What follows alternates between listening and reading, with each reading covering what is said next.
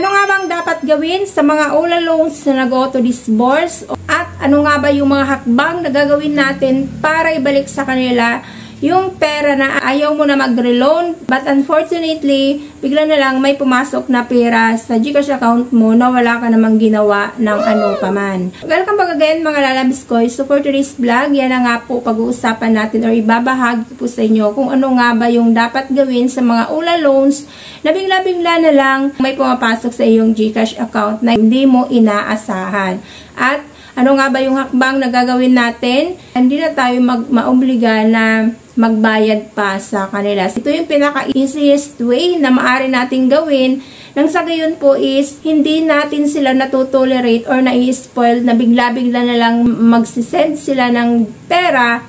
Magugulat ka na lang na may laman na pala yung GCash account mo. Pakatutukan nyo yung video na ito dahil alam ko na sa dulo na ito magkakaroon kayo dito ng idea at makakatulong ito sa inyo. If ever naman na ma-experience nyo, alam nyo na kung ano yung nga ba yung gagawin nyo, kung saan nga ba or paano nyo isasagawa yung ganito pong senaryo. Nang sa gayon po is malisen na rin yung mga stress nyo pagdating dito sa mga ULA or online utangan. Bago yan, kung bago pa lang po dito sa aking YouTube channel, please consider to subscribe na muna and click mo na rin po ang bell button dyan para naman lagi kang updated sa mga utangan moment dito po sa aking channel.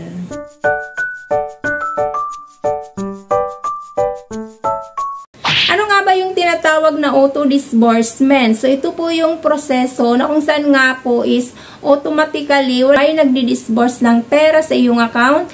Kagaya ng GCash account, PayMaya account, or any bank account po yan na wala ka namang ginawa na re-application or manual intervention. And magugulat ka na lang, may laman na pala yung account mo. Pagdating naman dito sa mga online utangan, ilan sa mga online platforms na proven ko na po na nag-auto-disburse ay sila MyPera, si Peso Ready, si Microloan, si Pautang Peso, and then si Loan Moto VIP. So, ayan, personally, na-experience ko na dyan si Peso Ready. Na kung saan nga po is nung mag-fill up ako ng application dito, na-reject nila yung application ko. But then, after minutes lang, bigla-bigla na lang may pumasok sa GCash account ko. Nag-disburse na pala sila ng pera. Second nga po is si MyPera. So, dito naman si MyPera, nag-login lang ako sa kanila pong application. But suddenly, bigla na lang may pumasok din na pera sa GCash account ko. So, yun yung mga tinatawag na auto-disbursement. So, ano nga ba yung mga dapat nating gawin? So, una nga pong gagawin mo dito is screenshot nyo po yung GCash account nyo na may lamang pera na katatanggap mo lamang. And then, kuhanin mo po yung email address ng ULA na nagpadala sa iyo noon at mag-email po kayo doon at sabihin nyo po yung concern nyo na nakatanggap kayo ng pera at ayaw mo na pong tanggapin yon, ayaw mong mag-reloan at ibabalik mo sa kanila. After a while, kapag wala pa po kayong natanggap na reply mula sa yung email, na wag mong gagalawin ng pera, wag mong gagastusin at wag mong alisin doon sa GCash account mo. Kapag nag-reply naman si ULA at hindi pumayag na ibalik yung pera na natanggap mo, screenshot nyo po yung inyo pong conversation, lahat ng conversation nyo na sinasabi ng ULA na yon. Try and try pa rin na makonvince mo siya na ibabalik mo nga yung pera na iyon. And kapag hindi talaga pumayag, ginawa mo na yung best mo na ibabalik mo talaga yung pera, hindi pa rin pumayag, and bigyan mo sila ng chance after 7 days. And after 7 days na may naniningil na sa'yo at sinabi mo nga yung nangyari at ayaw nila pumayag na yung amount lang na natanggap mo sa iyong GCash account ang ibabalik mo, kunin mo yung email address ng Securities and Exchange Commission. And ito nga po yung form na maaari yung gamitin na fill-upan nyo kapag magko-complain na po kayo dito sa Securities and Exchange Commission. And dito nga po tayo maaaring mag-send ng mga complaint dito sa mga ULA. So, ito yung epd.sec.gov.ph.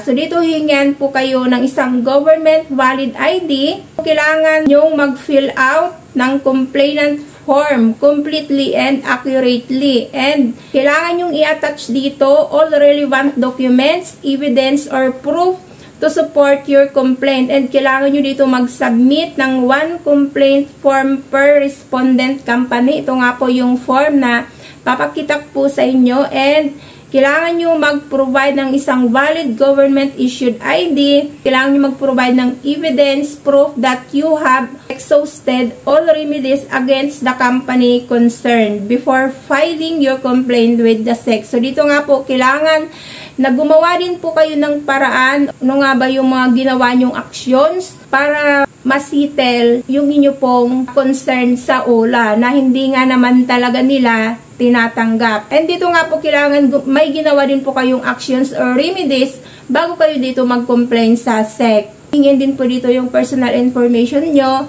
Pagkakakilanlan po yan bago po tatanggapin ang inyo pong complaint dito. And dito nga po hingin yung OLA, yung platform na i-complain nyo. And so ayan, narration of facts. So dito nyo i-detalye kung ano nga ba yung nangyari, bakit ka magko-complain sa kanila. And then number 2, kailangan mo ng proof or evidence attached. So kailangan yung i-attach nyo dito yung conversations nyo. Third nga po dyan, attachment. Ano ba yung mga actions or remedies na ginawa mo bago ka dito nag-complain sa SEC. So, and then i-email nyo po yan sa epd.sec.gov.ph sa Enforcement and Investor Protection Department.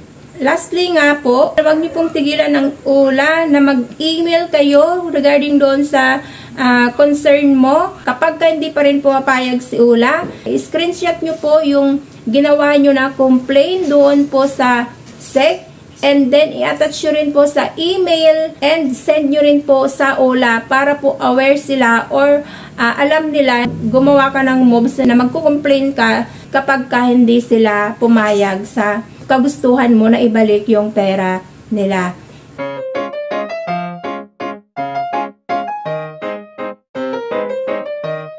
And kapag ka pumayag naman po sila na ibalik na lang kung magkano yung natanggap mo na pera, humingi po kayo ng reference number kung saan nga ba ninyo maaaring ibalik yung pera.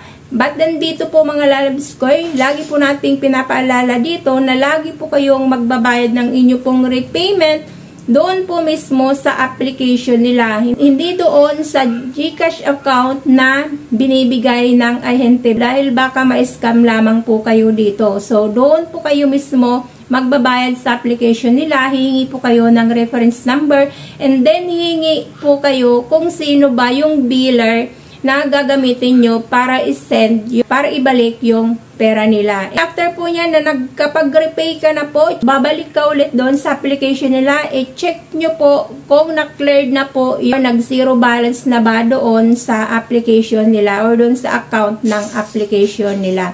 Para dito pa lang, alam mo na, sigurado ka na wala ka ng obligasyon sa kanila at hindi ka na nila sisingilin pa. So, ayan na po muna mga lalabs ko. So, sana nakatulong yung video na ito kung ano nga ba yung mga dapat nating gawin sa mga online platforms na ito na nag-auto-disburse na ayaw mo na nga natanggapin. So, sana nakatulong. Kung nakatulong naman, please consider to subscribe naman dyan para naman lagi nga updated sa mga utangan na ginagawa ko rin po dito sa aking channel. So, thank you for tuning in for now mga lalabs ko. God bless po. Bye-bye.